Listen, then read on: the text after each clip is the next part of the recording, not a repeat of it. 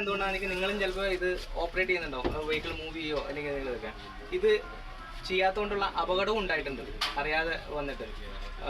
തൃശ്ശൂർ 2 അന്തന്മാർ ആക്സിഡൻറ്റിൽ മരിച്ചുപോയത് അങ്ങനത്തെ ഒരു കേസ് വന്നിട്ടായിരുന്നു. അപ്പോൾ അതുകൊണ്ട് ഇത് വളരെ നിങ്ങൾ എന്താ പറയുക, നിങ്ങൾ ശ്രദ്ധ കൊടുക്കേണ്ട ഒരു കാര്യമാണ്.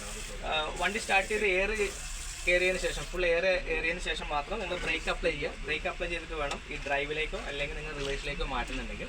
വൺസ് നിങ്ങൾ ഡ്രൈവിൽ ഇട്ടിട്ടുണ്ടെങ്കിൽ ഡ്രൈവിലേക്ക് മൂവ് ആയി കഴിഞ്ഞാൽ പിന്നെ തിരിച്ച് റിവേഴ്സിൽ വരുന്നുണ്ടെങ്കിൽ തിരിച്ച് ന്യൂട്രൽ പ്രസ് ചെയ്യാതെ റിവേഴ്സിലേക്ക് ഇട്ടാലും റിവേഴ്സ് സ്വിച്ച് നിങ്ങൾക്ക് പ്രസ് ആവും, പക്ഷേ റിവേഴ്സ് എൻഗേജ് ആയിട്ടുണ്ടാവില്ല.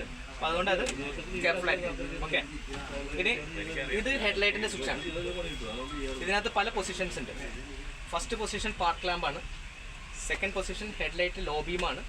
ഇത് കഴിഞ്ഞാൽ നിങ്ങൾ ഈ സ്റ്റാക്ക് സ്വിച്ച് മേളിലേക്ക് പ്രസ് ചെയ്ത് വിട്ടിട്ടുണ്ടെങ്കിൽ നിങ്ങൾക്ക് ഹെഡ്ലൈറ്റ് ഹൈ ബീമിലേക്ക് വരും. അടുത്തത് സ്പോട്ട് ലാമ്പാണ്. ഓക്കെ, സ്പോട്ട് ലാമ്പിലേക്ക് വന്നു. സ്പോട്ട് ലാമ്പ് ആക്ടിവേറ്റ് ചെയ്തിട്ടുണ്ടെങ്കിൽ സ്പോട്ട് ലാമ്പ് ആക്ടിവേറ്റ് ചെയ്യും. നെക്സ്റ്റ് ഒന്ന് പ്രസ് ചെയ്തിട്ടുണ്ടെങ്കിൽ ഫ്രണ്ടിലെ ഫോഗ് ലാമ്പ് ഓൺ ആവും. ഓക്കെ, ഫ്രണ്ടിൽ ഫോഗ് ലാമ്പ് ഓൺ ആവും. ഒന്നും കൂടി താഴത്തേക്ക് പ്രസ് ചെയ്തിട്ടുണ്ടെങ്കിൽ ഫ്രണ്ടിലെ ഫോഗ് ലാമ്പ് ഓഫ് ആവും. ഓക്കെ, ഇനി റിയറിലും ഫോഗ് ലാമ്പ് ഓടുന്നത്. റിയറിൽ ലാമ്പ് കൊടുത്തിട്ടുണ്ടെങ്കിൽ നിങ്ങൾ ബമ്പർ കോർണറിൽ 2 റെഡ് ലൈറ്റ് കൊടുത്തിട്ടുണ്ട്. അത് ഫംഗ്ഷൻ ചെയ്യണമെങ്കിൽ ഇത് നേരെ മേളിലേക്ക് പ്രസ് ചെയ്താൽ മതി. മേളിലേക്ക് വെച്ചിട്ടുണ്ടെങ്കിൽ ആ ലൈറ്റ് ഓൺ ആവും.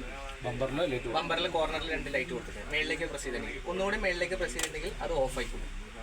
ഓക്കെ, ഇതാണ് ഈ സ്വിച്ചിൽ വരുന്നത്. അപ്പോൾ ഇത് ഏത് സ്വിച്ച് ഏതാണോ നിങ്ങൾ ആക്ടിവേറ്റ് ചെയ്യുന്നത് അതിനനുസരിച്ച് നിങ്ങൾക്ക് ഇവിടെ ഇൻഡിക്കേഷൻ വരുന്നുണ്ട്. ഹെഡ്ലൈറ്റ് ലോ ബീം ആണെങ്കിലുണ്ട്, സ്പോട്ട് ലൈറ്റ് ആണെങ്കിലും, ഫ്രണ്ട് ഫോഗ് ലാമ്പ് ആണെങ്കിൽ, റിയർ ലൈറ്റ് ഓൺ ആണെങ്കിൽ ഇതിനകത്ത് ഇൻഡിക്കേഷൻസ് വരും.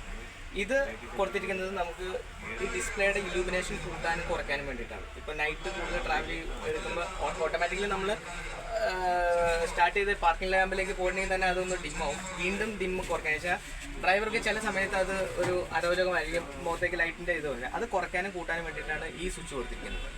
ഇത് ഹസാർഡിന് വേണ്ടിയിട്ട് 4 ലൈറ്റും ഇത് തെളിയാൻ വേണ്ടിയിട്ട് ഹസാർഡിന് വേണ്ടിയിട്ടാണ് ഈ സ്വിച്ച് കൊടുത്തിരിക്കുന്നത്. ഇതാണ് ഇവിടെ വരുന്ന ഇത്രയും സ്വിച്ചുകൾ. ഓക്കെ, ഇത് ബാറ്ററിയുടെ മെയിൻ സ്വിച്ചാണ്. ബാറ്ററി ഓൺ ആക്കാൻ വേണ്ടി, അതായത് നമ്മുടെ ബാറ്ററി ബോക്സിൻ്റെ അവിടെ ഒരു മെയിൻ സ്വിച്ച് ഉണ്ട്. ആ സ്വിച്ച് ഓൺ ആണെങ്കിൽ ഫർദർ ഓൺ ആക്കാൻ വേണ്ടിയിട്ടുള്ള സ്വിച്ചാണ് ഇത്. ഓക്കെ, ഇത് ECU കൺട്രോൾഡ് ആണ്. ഈ സ്വിച്ച് ഓപ്പറേറ്റ് ചെയ്തിട്ടുണ്ടെങ്കിൽ ഒരു ECU ആണ് അതിനെ കൺട്രോൾ ചെയ്യുന്നത്. നെക്സ്റ്റ് ഇത് ട്രാക്ഷൻ കൺട്രോളിൻ്റെ സ്വിച്ച്.